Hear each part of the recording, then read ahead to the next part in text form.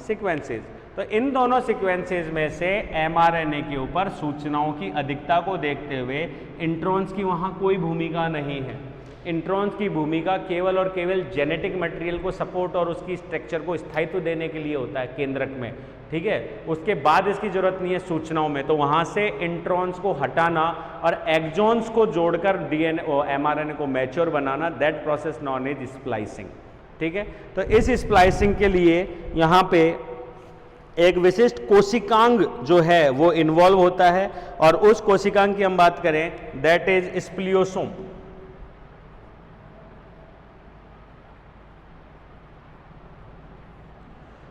स्प्लियोसोम्स की हम बात करें तो ये ग्रैनुलर कणिकाएं होती हैं जो कि केंद्रक के अंदर ही पाई जाती हैं, और ये विशिष्ट आरएनएज एंड प्रोटीन्स का कॉम्बिनेशन होता है। स्प्लियोसोम्स की अगर हम बात करें तो ये स्मॉल न्यूक्लियर जो क्या बोलते हैं snaps, small nuclear RNA proteins SNA R, सही है, SNRPS, स्नर्प, फुल फॉर्म इसकी हो गई स्मॉल न्यूक्लियर आरएनए प्रोटीन्स।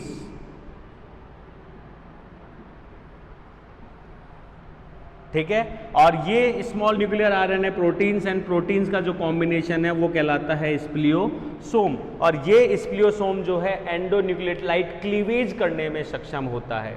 इसकी एक मैकेनिज्म है, उसको हम समझते हैं। और यहाँ अगर अपन कहें तो ये लगभग 5 प्रकार के होते हैं, U1, U2, U3 नहीं होता, U4, U5 and U6, 5 types.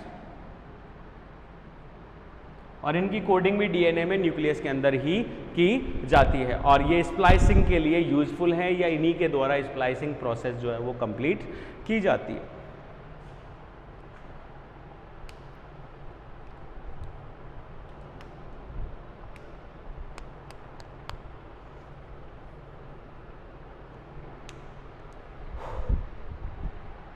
आगे बढ़ते हैं, ये मिटा देता हूं।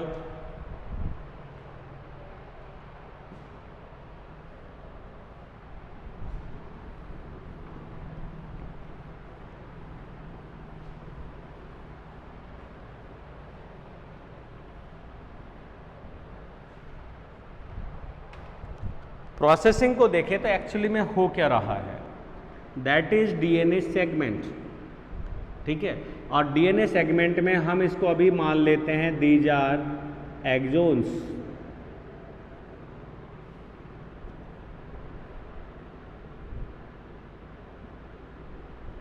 ठीक है। और लंबाई की हम बात करें तो वही 5 प्राइम टू 3 प्राइम डायरेक्शन, और इस सेगमेंट को हम बोल रहे हैं इंट्रोन, ठीक है। और इसकी विशेषता ये होती है कि प्रत्येक इंट्रॉन जो है वो स्टार्ट होता है GU से एंड खत्म होता है AG से। क्लियर है? खत्म होता है AG सेगमेंट से।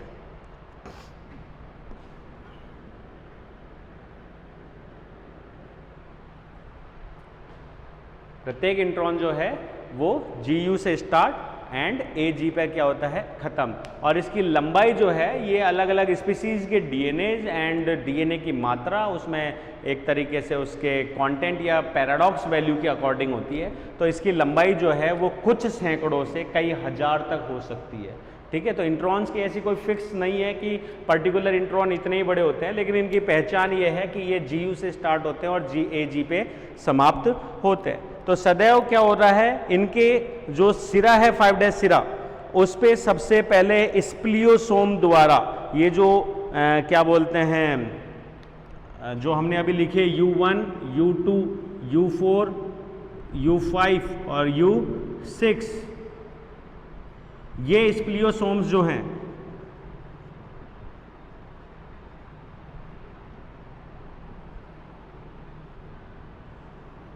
ये स्प्लियोसोम्स जो हैं ये क्या कर रहे हैं, यहाँ पे एक निक फॉर्मेशन करते हैं, किस पे से, ग्वानिन पे से।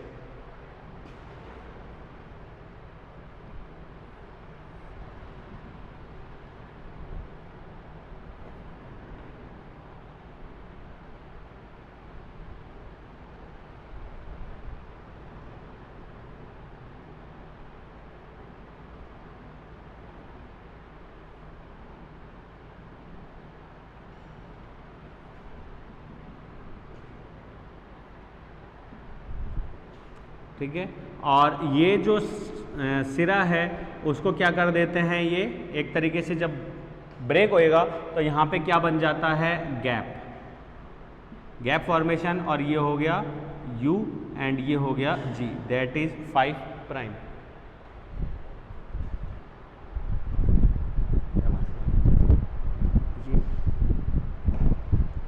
ठीक है, तो ये हो गया हमारा एक्सॉन और ये हो गया इंट्रॉन्स। थर्ड स्टेप यहीं पे ही जीटीपी का उपयोग कर या जीटीपी के हाइड्रोलाइसिस से स्प्लियोसोम जो हैं वो इसको क्या कर देते हैं, एक्सॉन के ग्वानिन को उसके एडेनिन के साथ में क्या कर देते हैं, जोड़ देते हैं और लाइट्रेट रूप में बदल देते हैं।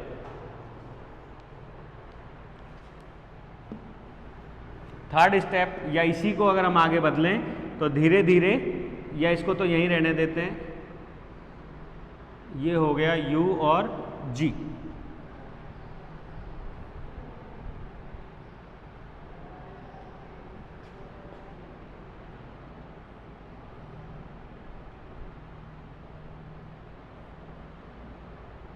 दैट इज G, और ये एक तरीके से एडेनिन, ये यहाँ से ब्रेक हुआ, दैट इज एडेनिन, और ये हो गया ग्वानिन, और ग्वानिन का बॉन्ड बना दिया किससे, एडेनिन के साथ में। ठीक है, दैट इज 5 प्राइम एक्सॉन्स, ये हो गया gap, 3 dash, that is लीरेट।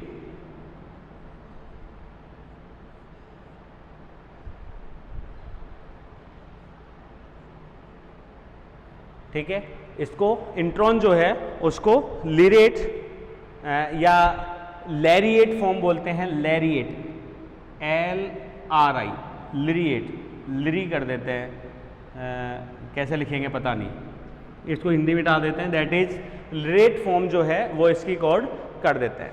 Finally सबसे जो यूजफुल है U5 है। ठीक है, तो U5 जो है वो इस एक्सॉन एंड नेक्स्ट एक्सॉन के बीच में क्या करा देता है, बॉन्डिंग, दैट इज 3 एंड, और ये हो जाता है, यहाँ पे हम इसको कह सकते हैं ये हो गई कैप, ये हो गया एक्सॉन एक्सॉन सीक्वेंसेस, और ये हो गया poly A tail, adenine adenine, that is mature, mRNA, that is mature mRNA। ठीक है, तो that is the complete processing of splicing. Simple भाषा में केवल इतना सा कि न्यूक्लियस के अंदर बनने वाला mRNA हेटेरोजीनस है, ऐसे में उसके एक्सॉन एक्सॉन सीक्वेंसेस के बीच में जो अल्टरनेट क्रम में है इंट्रॉन सीक्वेंसेस, उनको क्लीव करके हटाना। दूसरा इसमें मदद करता है स्प्लियोसोम, जो कि खुद एक स्मॉल न्यूक्लियर आरएनए द्वारा कोड प्रोटीन है, और वो प्रोटीन कॉम्प्लेक्स जो है वो एक तरीके से संकुल बनाते हैं, U1, U2, U4, U5, U6, और यहाँ पे ये इंट्रॉन्स के पहचानते हैं। इंट्रॉन्स GU से स्टार्ट होकर AG पे कंप्लीट होती है। पहले स्टेप में इसने इंट्रो एक्सॉन्स और G के बीच में गैप लगाया, उसकी फोल्डिंग करी, फोल्डिंग G को किससे ऐड कर दिया, A से, दैट इज लाइरेट या फोल्डिंग फॉर्म, और फिर उसके बाद में उसने निक फॉर्मेशन कर दिया किसके साथ में, दूसरे G के साथ में। तो यहाँ पे इंट्रॉन पूरी तरीके से अलग हो गया, और इस बीच के गैप को जो है वो स्प्लियोसोम 5 ने क्या कर दिया, गैप को कंप्लीट कर दिया। तो यहाँ पे गैप को कंप्लीट नहीं किया कि बीच में कोई न्यूक्लियोटाइड डाले, नहीं, उन्होंने दोनों एक्सॉन सीक्वेंसेस को आपस में क्या कर दिया, सील कर दिया, या उनकी जो बैकबोन थी उसको फॉस्फोडाइएस्टर बॉन्ड के द्वारा वापस क्या कर दिया, सील, जैसे कि लाइगेज एंजाइम कर रहा है। बस उसके बाद में ये मैच्योर mRNA के रूप में कंप्लीट हो गया। अब ये एबल है ट्रांसपोर्ट होने के लिए साइटोप्लाज्म में, और उसके बाद में अपने एप्रोप्रिएट राइबोसोम पर पहुंच कर ये क्या करता है, वहाँ पे प्रोटीन संश्लेषण कंप्लीट करेगा।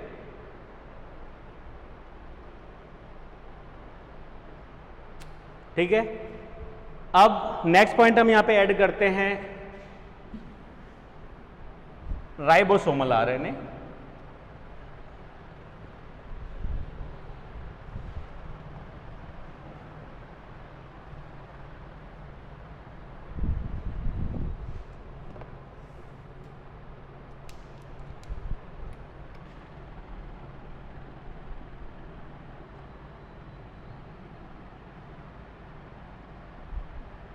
राइबोसोमल आरएनए को अपन आरआरएनए भी कह सकते हैं। एमआरएनए का संश्लेषण तब हुआ जब प्रोटीन संश्लेषण की जरूरत पड़ी, अन्यथा नहीं हो रहा है।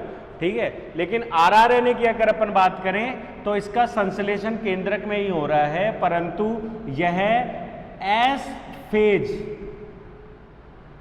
से पूर्व अर्थात यह G1 फेज में ही बन जाते हैं और राइबोसोम्स को कोड करते हैं, जो कि प्रोटीन सिंथेसिस साइट होती है। ठीक है, दूसरा इनका संश्लेषण जो है, सिंथेसिस संश्लेषण कहां हो रहा है, केंद्रिका न्यूक्लियोलस।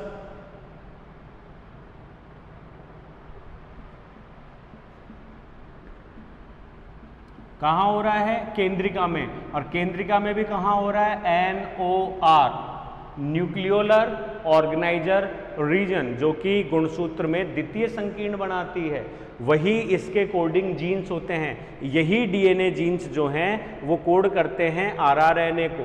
तो इसका संश्लेषण क्या होता है, केंद्रिका में। तो यहां पे होता है bye DNA dependent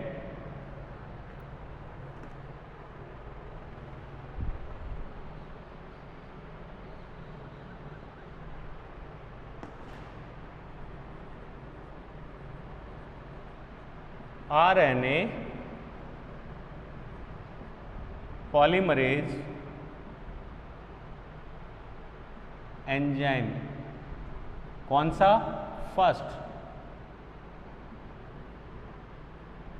first enzyme के द्वारा ये कोड होता है। ठीक है, तीसरा अगर अपन इसकी बात करें तो इसकी साइज लार्ज, बड़े होते हैं। ठीक है, पर और कैसे होते हैं, सिंगल स्ट्रैंड। अब इसमें बताऊं, सिंगल स्ट्रैंड आरएनए सारे ही होते हैं, परंतु इसमें क्या हो रहा है, ये इस टाइप की स्ट्रक्चर को बनाते हैं। कुछ न्यूक्लियोटाइड जो होते हैं वो आपस में क्या हो जाते हैं, इसके कॉइल शो करते हैं।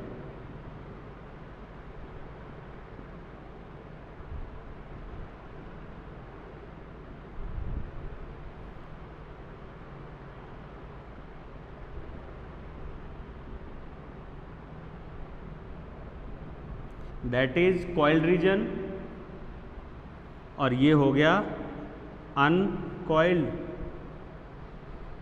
Coiled region and uncoiled reason.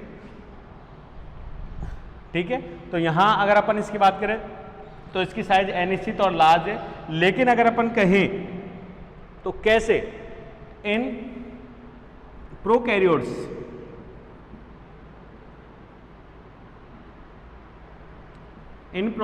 ये कैसे मिल रहे हैं हमको, 70s, जबकि यूकैरियोट्स में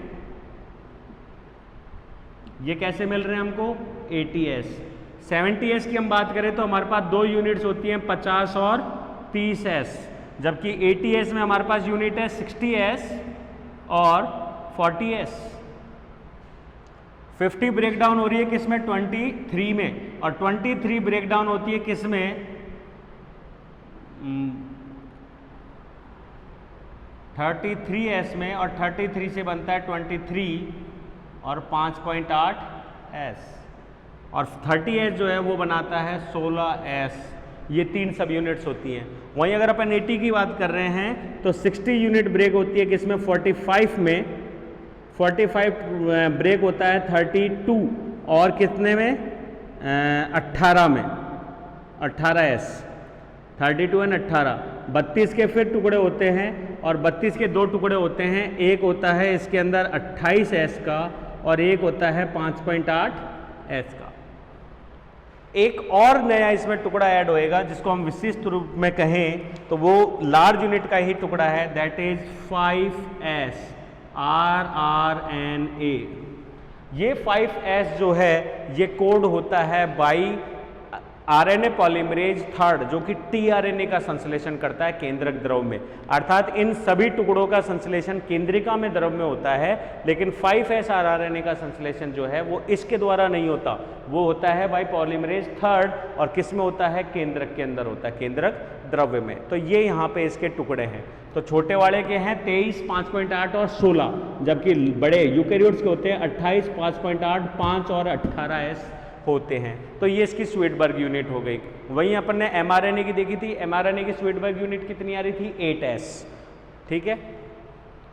जीवन काल इसका बहुत लंबा है, लंबे समय तक, और प्रोटीन संश्लेषण का ही मेन कार्य करता है। संश्लेषण की अगर अपन बात करें तो इसका संश्लेषण जो है वो वही initiation, elongation, termination and process के रूप में हम बांट सकते हैं। और इसके संश्लेषण जो पॉलीमरेज फर्स्ट के द्वारा किया जा रहा है उसमें अनेक ट्रांसक्रिप्शन फैक्टर्स जो हैं वो इंक्लूड होते हैं।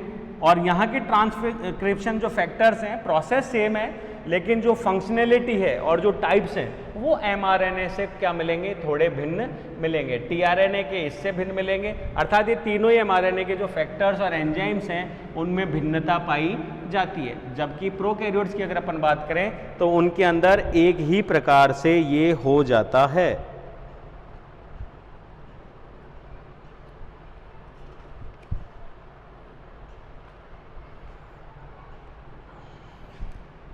जैसे हल्का सा, ये आवश्यक नहीं है इतना कोर्स में भी नहीं, पर ऐड कर दें। जैसे हमने +1 पॉइंट पे यहाँ पे टाटा बॉक्सेस डाली तो टाटा सीक्वेंसेस टाइप में सेट बॉक्स डाले, तो यहाँ पे जैसे सेट बॉक्स या टाटा बॉक्स को हमने ऐड किया और ट्रांसक्रिप्शन फैक्टर डी ए इनको इन पे जोड़ा, तो वहाँ पे इसकी जगह पे जैसे क्या पॉइंट्स आते हैं? Like TBP, transcription binding proteins के रूप में। उसके बाद यहाँ पे जैसे हमारे ट्रांसक्रिप्शन फैक्टर A, D आदि काम आ रहे थे, यहाँ पे हम यूज में लेंगे जैसे कि UCE। UCE का मतलब हो गया upstream, that is upstream. Upstream क्या बोलते हैं? Control elements.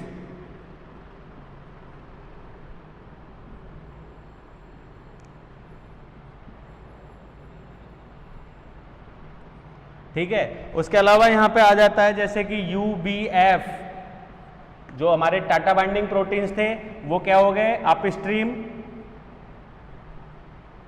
Binding factors,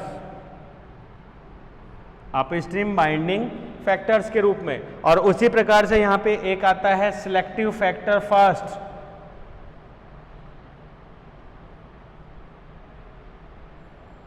factor first, जो कि वहाँ पे ट्रांसक्रिप्शन फैक्टर ई काम कर रहा था। ये पॉलीमरेज एंजाइम को जोड़ने और उसे सक्रिय करके इनिशिएशन में भूमिका निभाता है। इलोंगेशन सेम ही है एमआरएनए के समान, एंड टर्मिनेशन में कुछ विशिष्ट कोडोन्स, जैसे कि अपन ने बात करे थे वो क्या बोलते हैं, कुछ विशिष्ट कोडोन टाइप जो कि पहचान कर वहाँ पे क्या करते हैं? क्लीवेज या एक तरीके से संदमित कर देते हैं पॉलीमरेज एंजाइम की रिएक्शन को, जिसकी वजह से चेन क्या हो जाती है? टर्मिनेट हो जाती है। क्लियर है? देन प्रोसेसिंग और स्प्लाइसिंग जो है वो इनमें भी कंप्लीटली होती है। यस। थर्ड यहाँ पे हम डिस्कस करते हैं अब tRNA, transfer RNA.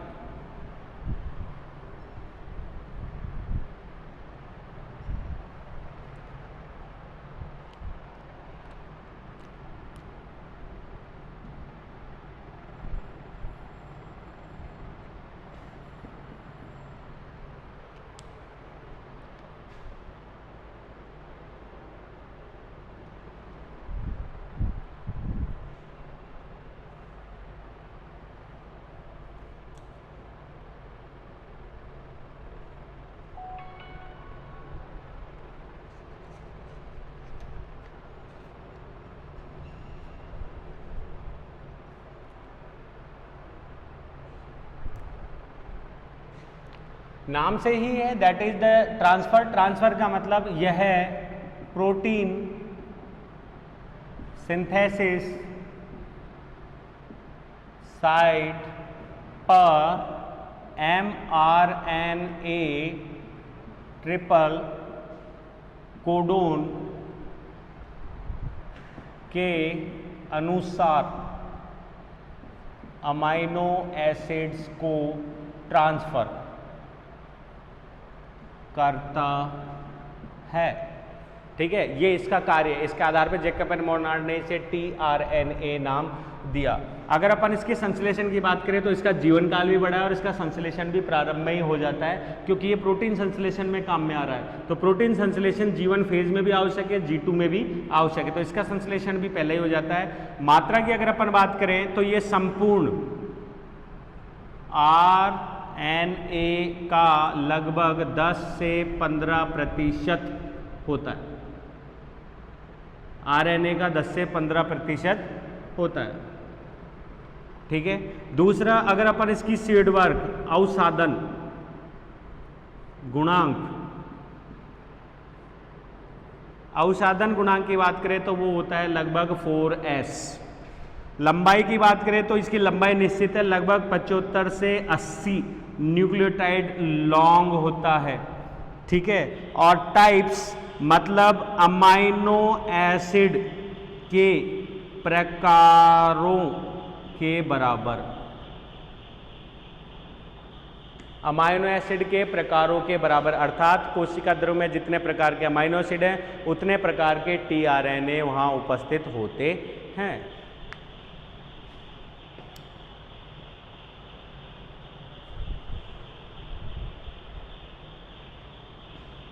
Yes, complete है ये। इसकी स्ट्रक्चर की बात करते हैं। सर्वप्रथम रॉबर्ट होले ने 1968 में tRNA का एक 2 डायमेंशन डायग्राम प्रस्तुत किया, जिसके लिए उन्हें नोबेल प्राइज से लगभग 73 में उनको नोबेल प्राइज से सम्मानित किया गया। रॉबर्ट होले 1968 में उन्होंने clover leaf model, clover leaf actually में बोले तो लौंग की पत्ती के समान, ट्रिपल जैसे लौंग की पत्ती होती है उस टाइप में उन्होंने इसका मॉडल प्रस्तुत किया।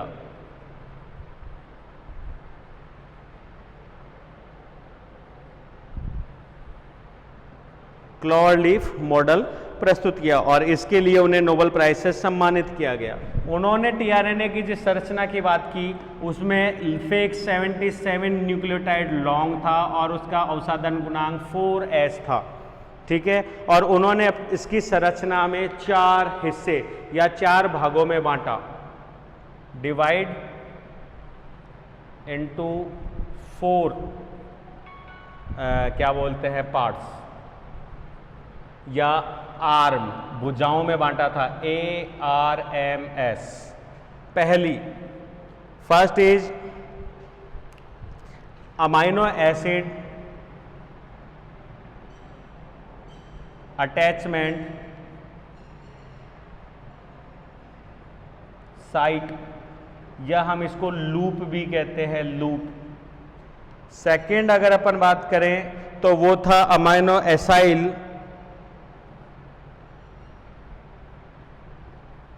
ये फर्क पड़ जाता है, अमाइनो एसिड से अगर tRNA जुड़ जाता है तो tRNA का नाम भी अमाइनो एसिड के अनुसार ही लिया जाता है, that is amino acyl.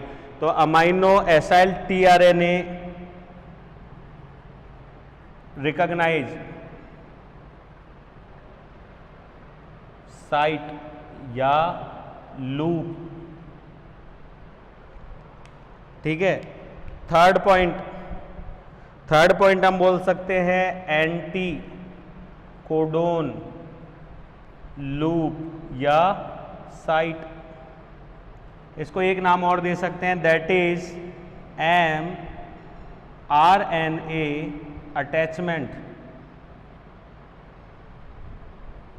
Loop या साइट। चौथा पॉइंट जो हम देंगे वो हो जाता है last, ribosomal attachment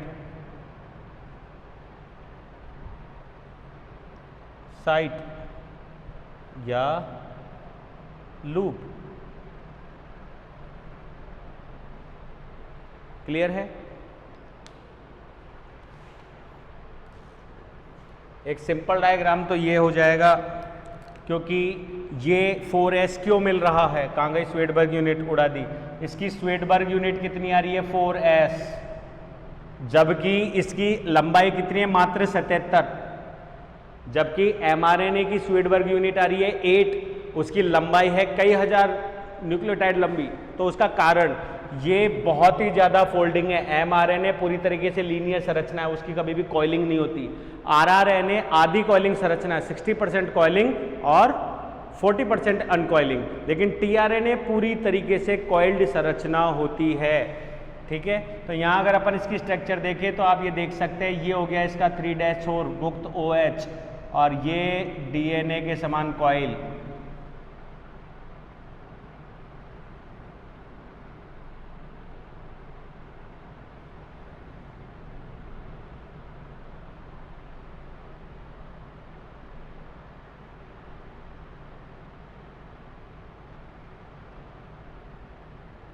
that is 5' के ऊपर होता है ग्वानिन, 5' के ऊपर है ग्वानिन, और यहाँ पे है CCA, दैट इज 3' मुक्त OH ग्रुप। ठीक है, इसी को एक सिंपल 2D डायग्राम के रूप में अगर अपन डिजाइन करें,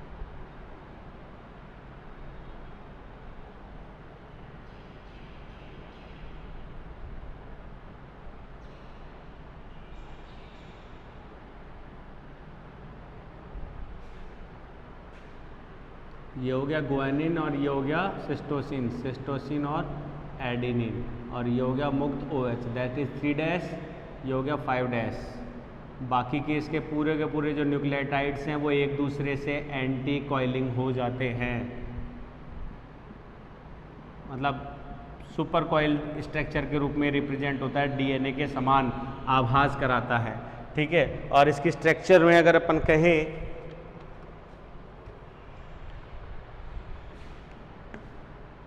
एक, दो, तीन, 4, 5, 6, 7, इस भुजा में लगभग 7 अनपेयर हैं। इसमें है 1, 2, 3, 4, ये इम्पोर्टेंट है जो हमें लिखने पड़ेंगे, 1, 2, 3, और ये तीनों कौन से हो सकते हैं,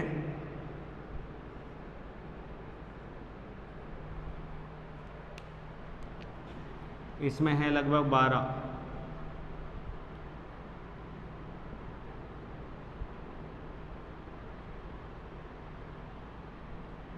B12। ठीक है,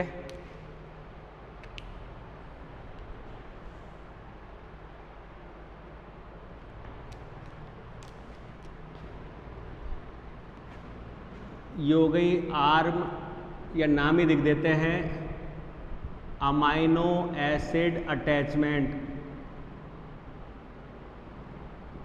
साइट। इसको अमाइनो एसिड रिकॉग्नाइजेशन भी बोल देते हैं। ये हो गई अमाइनो एसिड रिकॉग्नाइज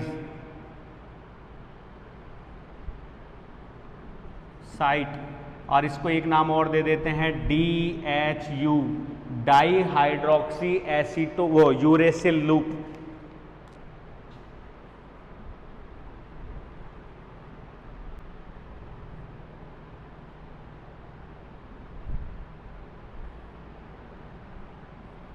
इसको हम बोलते हैं एंटी कोडोन साइट या लूप, और दूसरा नाम है mRNA अटैचमेंट लूप या साइट।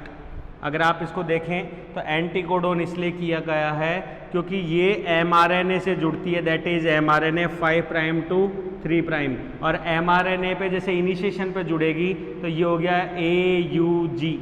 तो mRNA पे उपस्थित ट्रिपल कोड का इस भुजा में हमेशा एंटीकोड होता है, इस भुजा में सदैव एंटीकोड होता है, इसलिए इसे एंटीकोडोन या mRNA अटैचमेंट कहते हैं। यहाँ अगर अपन बात करें तो दैट इज तीसरा हमने नाम दिया था राइबोसोमल अटैचमेंट।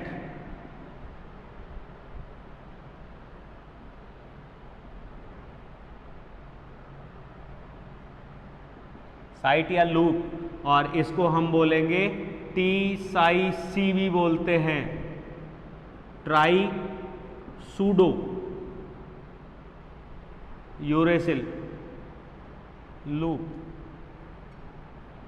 ठीक है, that is Claude leaf model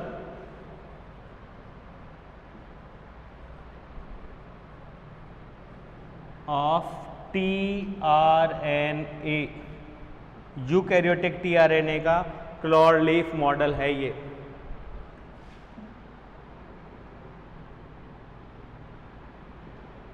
एंटीकोडोन्स fix नहीं है, हर mRNA के अलग अलग होते हैं, मतलब mRNA की संरचना सेम ही रहती है, थोड़ी सी फेरबदल होती है। mRNA में मुख्य अंतर जो है उसके एंटीकोडोन्स का होता है। क्लियर है? तो आज की क्लास में ये कंप्लीट है हमारा, जिसमें हमने RNA की संरचना और उनके संश्लेषण को अध्ययन किया। आज की क्लास में इतना ही। थैंक्स।